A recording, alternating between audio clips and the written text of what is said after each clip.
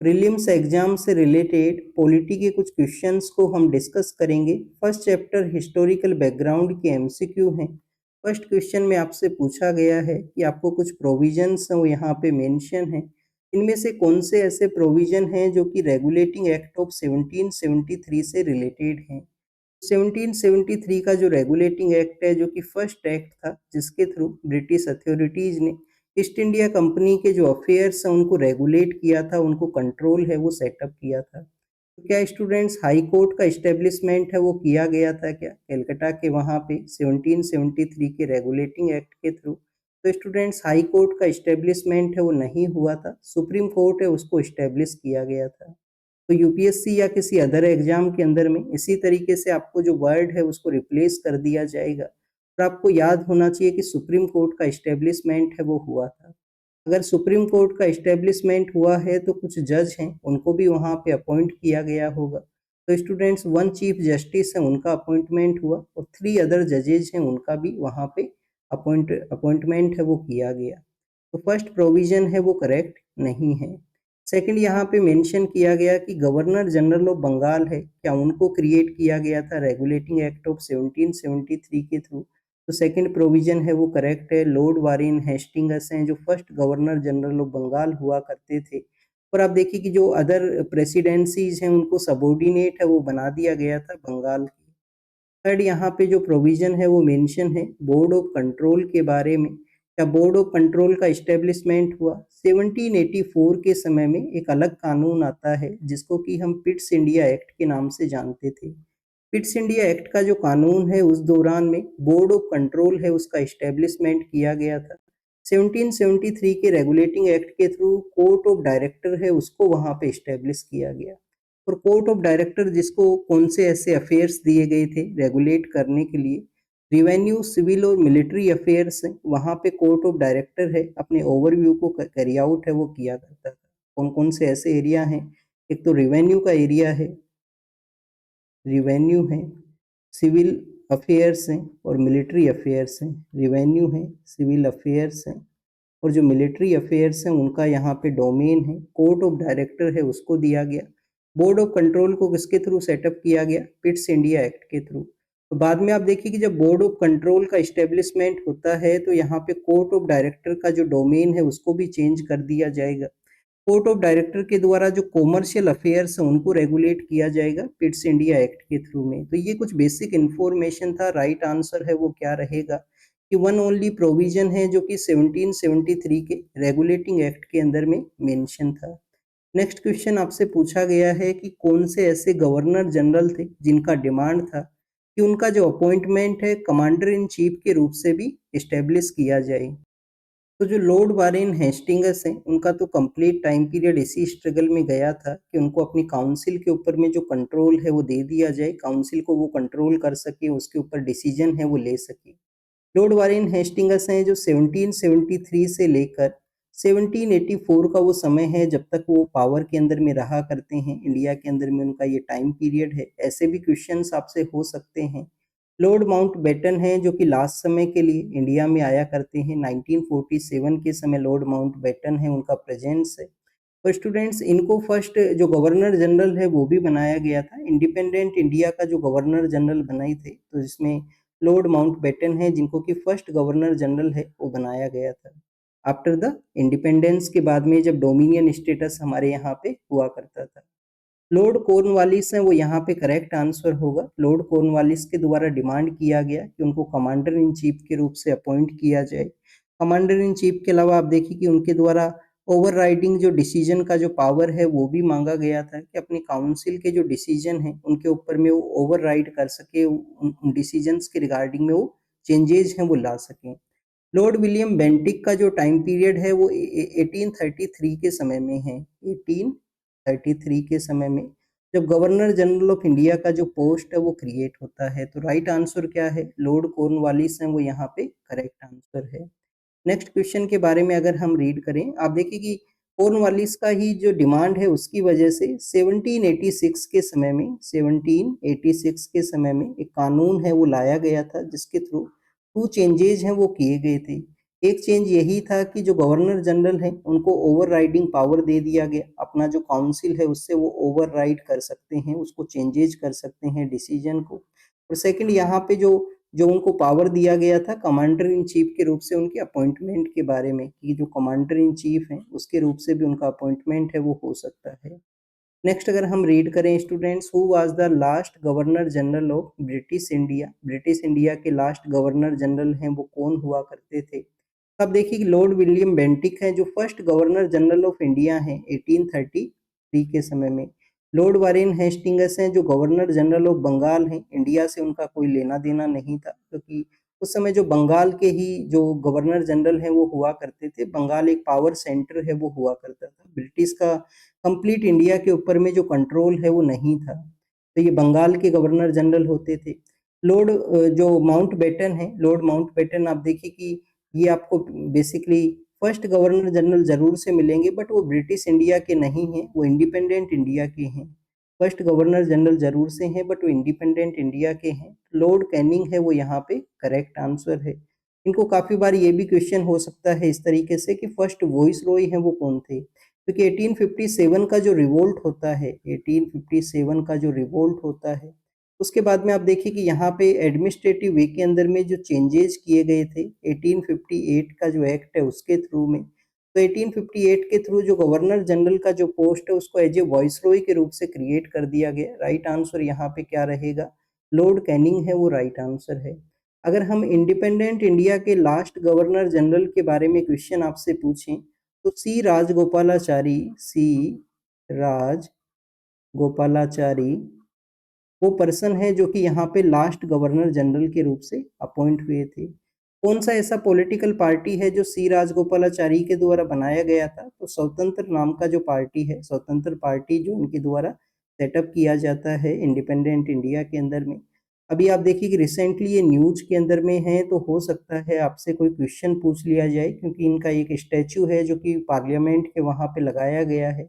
Central Vista को जिन्होंने design किया था, जिनको कि हम लुटियंस के नाम से जानते हैं, उनका जो स्टैचू है उसको रिप्लेस करते हुए सी राजगोपालाचारी का जो स्टैचू है वो वहाँ पे लगाया गया है गवर्नमेंट के द्वारा, तो इस वजह से कंटिन्यूस न्यूज के अंदर में है। नेक्स्ट क्वेश्चन आपसे पूछा गया है 1813 का जो जो चार्टर एक्ट है उसके रिगार्डिंग में।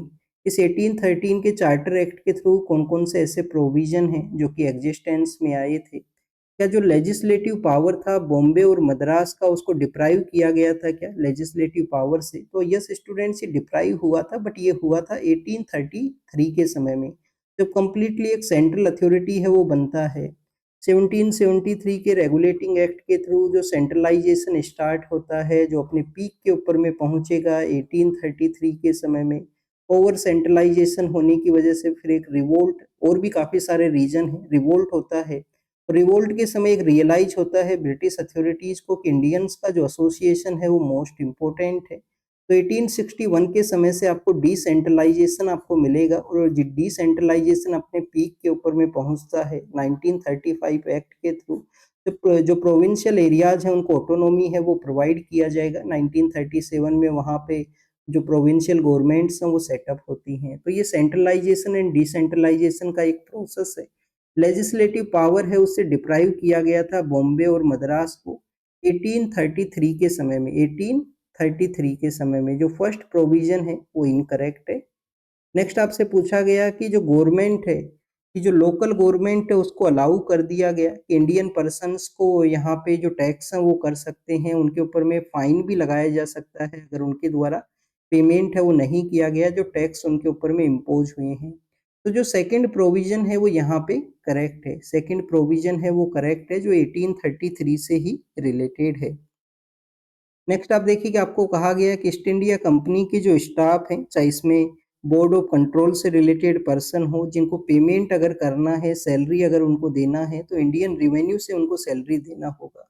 ये जो प्रोविजन है वो किस किस एक्ट के अंडर में है, तो स्टूडेंट्स 1793 का जो चार्टर एक्ट है उसके अंडर में ये प्रोविजन एग्जिस्ट करता है। 1793 का एक जो चार्टर एक्ट है वो लाया गया था, जिसमें कॉर्नवालिस का जो डिमांड था उसी डिमांड को आने वाले गवर्नर जनरल्स को भी एक्सटेंड किया गया, कि जो कमांडर इन चीफ का जो पोस्ट है वो गवर्नर जनरल का अपॉइंटमेंट हो सकता है, गवर्नर जनरल को मोर पावर दे दिया गया बॉम्बे और मद्रास के कंट्रोल के ऊपर में।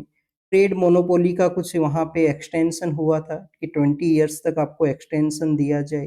और कमांडर इन चीफ का जो क्रिएशन है वो जरूरी नहीं है कि काउंसिल से रिलेटेड पर्सन को ही कमांडर इन चीफ है वो बनाना है। तो ये कुछ प्रोविजन थे 1793 के एक्ट के। तो राइट आंसर है वो क्या रहेगा, ओनली वन प्रोविजन है जो यहाँ पे करेक्ट है, जो कि 1813 के थ्रू है। 1813 के चार्टर एक्ट के कुछ अदर प्रोविजंस के बारे में अगर हम रीड करें तो कुछ अदर प्रोविजन ये हैं। फर्स्ट आप देखिए कि कंपनी का जो ट्रेड का जो मोनोपोली है, कंपनी का ट्रेड का जो मोनोपोली है उसको अबोलिश कर दिया गया।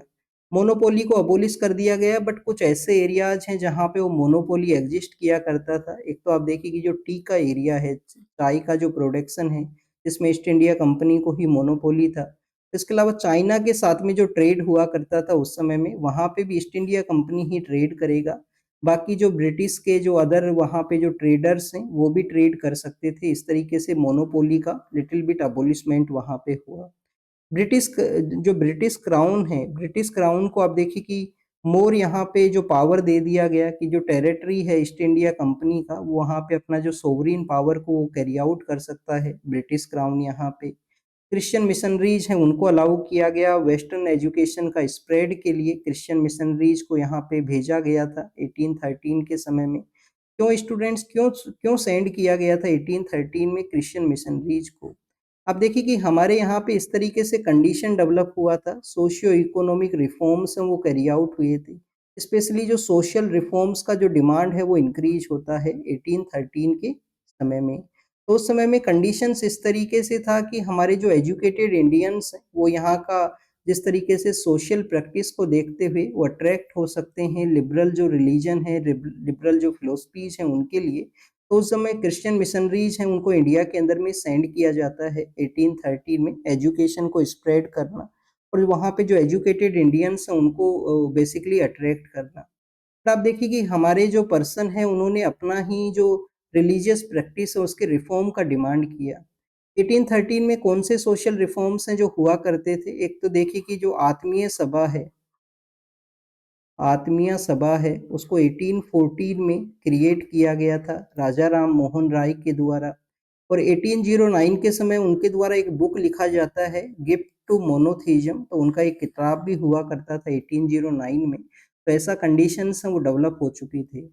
नेक्स्ट अगर हम बात करें स्टूडेंट्स, यहाँ पे जो क्वेश्चन नंबर 5 में आपसे पूछा गया है, consider the following statement regarding the council of India. Council of India जिसको कब क्रिएट किया गया? 1858 का जो एक्ट है उसके थ्रू इसको क्रिएट किया जाता है आफ्टर द 1857 के रिवोल्ट के बाद में। और कंप्लीटली जो एडमिनिस्ट्रेटिव वे के अंदर में जो चेंजेस किए गए थे कंपनी के अफेयर्स के रिगार्डिंग में, और यहाँ पे जो कंप्लीटली जो कंट्रोल है वो दे दिया जाता है ब्रिटिश अथॉरिटी को इस 1858 एक्ट के थ्रू। तो वो जो एक काउंसिल बनाया गया, क्या यहाँ पे जो वॉइस रॉय हैं वो इसके चेयरमैन हुआ करते थे क्या?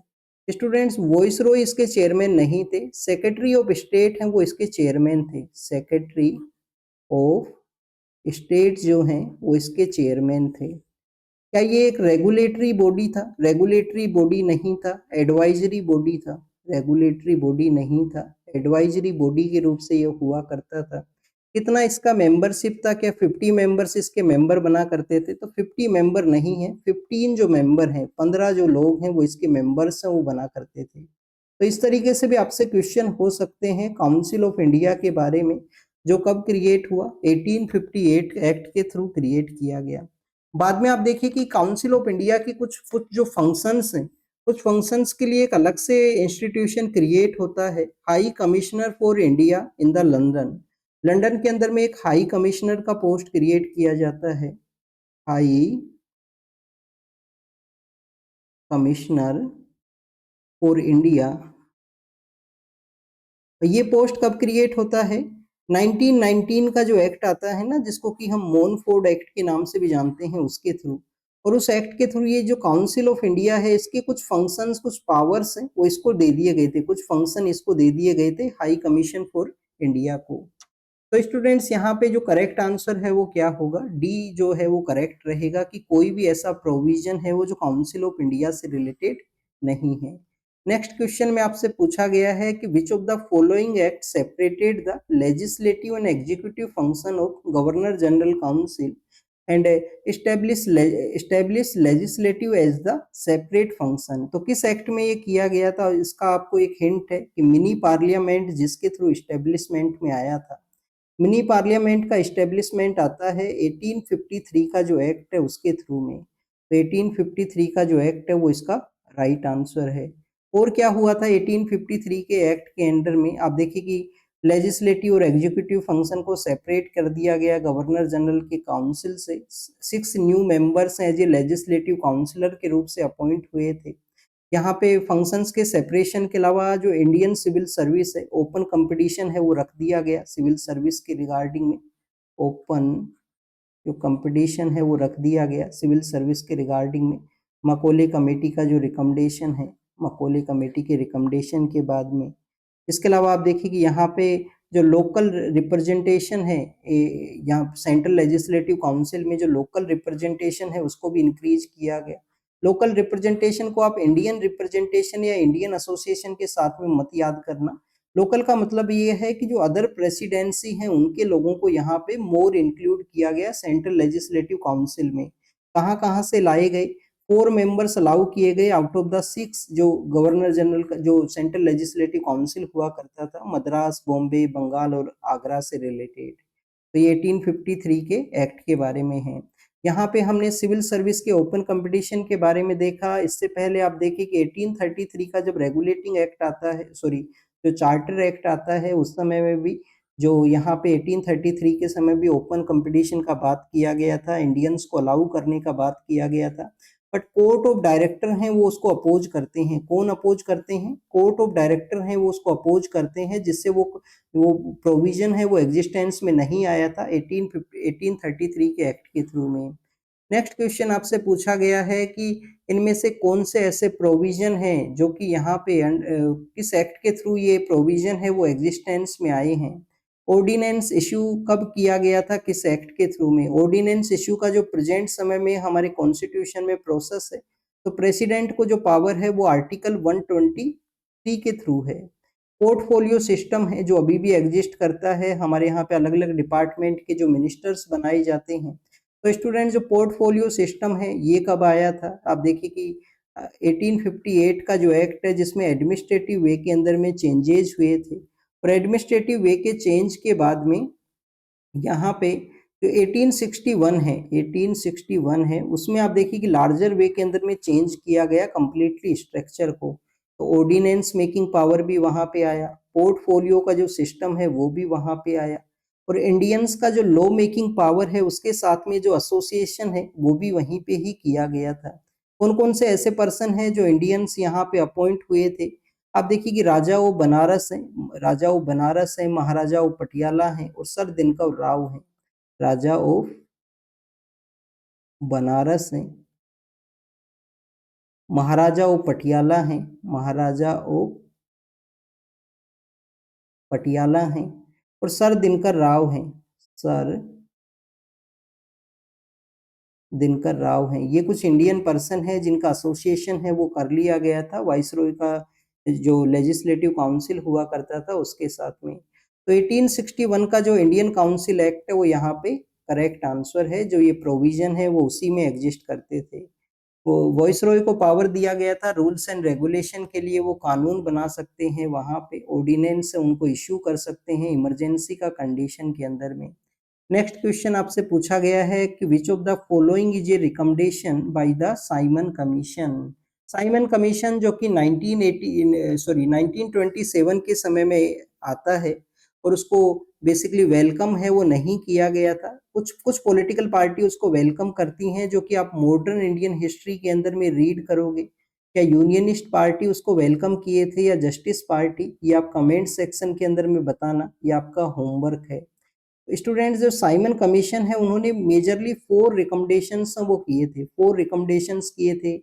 फिर उन रिकमेंडेशंस के डिस्कशन के लिए आरटीसी है, राउंड टेबल कॉन्फ्रेंस है, उसको ऑर्गेनाइज किया गया था लंदन के वहाँ पे, जिसमें एक आरटीसी के अंदर में हमारे जो एम के गांधी हैं वो भी जाते हैं, और जो डॉक्टर बी आर अम्बेडकर हैं उनके द्वारा सभी जो आरटीसी हैं राउंड टेबल कॉन्फ्रेंस उनको अटेंड है वो किया गया था। तो साइमन कमीशन ने यहाँ पे जो रिकमेंड किया था कि जो डायरकी है, जो रूल ऑफ टू है, जो डायरची है, उसको यहाँ पे अबोलिश करना है, कंटिन्यूएशन नहीं करना है, उसको अबोलिश करना है। तो सेकंड ऑप्शन है वो नहीं है। रिस्पॉन्सिबल जो गवर्नमेंट है उसको प्रोविंस के अंदर में एक्सटेंड करना है, कि जो रिस्पॉन्सिबल गवर्नमेंट है उसको सेंटर के वहां पे नहीं सेटअप करना, उसको एक्सटेंड करना है कहाँ पे, प्रोविंस के वहां पे। तो ये रिकमेंड किया गया था। सेकंड जो पॉइंट है वो भी यहाँ पे इनकरेक्ट है। फिर आप देखिए कि जो कम्युनल इलेक्टोरेट है उसके क्या कंटिन्यूएशन को डिमांड रिकमेंड किया गया, डिसकंटिन्यू करना है इस कम्युनल इलेक्टोरेट को, जो कि 1909 में मोर्ले मिंटो के थ्रू स्टार्ट होता है और बाद में उसको अलग अलग जो सेक्शंस हैं उनको भी दे दिया गया था। तो स्टूडेंट्स डिसकंटिन्यूएशन नहीं, उसके कंटिन्यूएशन के बारे में कहा गया था कि अदर जो हमारे जो डिप्रेस सेक्शंस हैं उनको भी इंक्लूड किया जाए कम्युनल इलेक्टोरेट के रूप से। तो यहाँ पे जो फर्स्ट जो पॉइंट है वो भी इनकरेक्ट है। जो लास्ट आपको ऑप्शन दिया गया है कि फेडरेशन के एस्टेब्लिशमेंट का बात है ब्रिटिश इंडिया और प्रिंसली स्टेट्स के बीच में। तो यस स्टूडेंट्स, फेडरेशन के एस्टेब्लिशमेंट को जरूर कहा गया था, और ये रिकमेंडेशन आपको आप नेक्स्ट जो एक्ट है 1935 का, उसके अंदर में भी ऑल इंडिया फेडरेशन के बारे में देखते हो, उसमें सेटअप करने के लिए कहा गया, बट वो एस्टेब्लिशमेंट में नहीं आता है ऑल इंडिया फेडरेशन। तो ये 8 यहाँ पे जो क्वेश्चन है उसका राइट आंसर है फेडरेशन का इस्टेब्लिशमेंट, जो कि ब्रिटिश इंडिया और प्रिंसली स्टेट्स के बिटवीन में करना था। नेक्स्ट क्वेश्चन आपसे पूछा गया है कि was the central public service commission establish based on the recommendation of any specific commission regarding the Indian civil service. तो अब आप देखिए कि 1926 के समय में सेंट्रल पब्लिक सर्विस कमीशन का इस्टेब्लिशमेंट होता है, सेंट्रल पब्लिक सर्विस कमीशन। अभी इसके 100 ईयर्स कंप्लीट हुए हैं, जिसको हम प्रेजेंट समय में यूपीएससी के नाम से जानते हैं। और आप देखिए अक्टूबर के मंथ के समय में काफ़ी सारे आर्टिकल्स आए थे, चाहे वो इंडियन एक्सप्रेस हो या द हिंदू हो, उसके अंदर में। तो आपको ये पता होना चाहिए, यूपीएससी आपसे ऐसे ही क्वेश्चन पूछेगा प्रीलिम्स के अंदर में। सेंट्रल पब्लिक सर्विस कमीशन को मकोले कमेटी तो सिविल सर्विस के एंट्री के बारे में था, एजुकेशन सिस्टम के बारे में था, तो मकोले कमेटी है वो नहीं है। साइमन कमीशन है वो हमारे यहाँ पे एडमिनिस्ट्रेटिव प्रोसेस के बारे में था कि क्या यहाँ पे चेंजेज है वो करने हैं, तो साइमन कमीशन भी नहीं है। रेडक्लिफ कमीशन है जो हमारे यहाँ पे जब बंटवारा हुआ, जब पार्टीशन हुआ, तो जो बॉर्डर एरिया है उसको कैसे डिवाइड करना है उसके रिगार्डिंग में ये रेडक्लिफ कमीशन बना था। ली कमीशन यहाँ पे करेक्ट आंसर है, ली कमीशन, जिसके रिकमेंडेशन पे सेंट्रल पब्लिक सर्विस कमीशन को बनाया गया।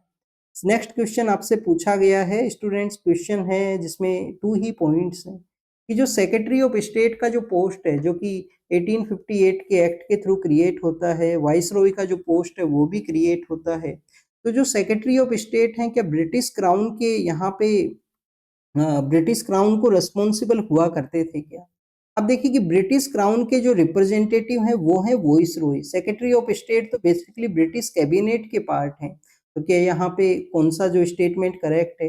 फर्स्ट स्टेटमेंट है वो भी करेक्ट नहीं है, वन ओनली भी नहीं है, टू ओनली भी नहीं है, और बोथ भी नहीं है। आप देखिए कि नन है, कोई भी यहाँ पे करेक्ट नहीं है।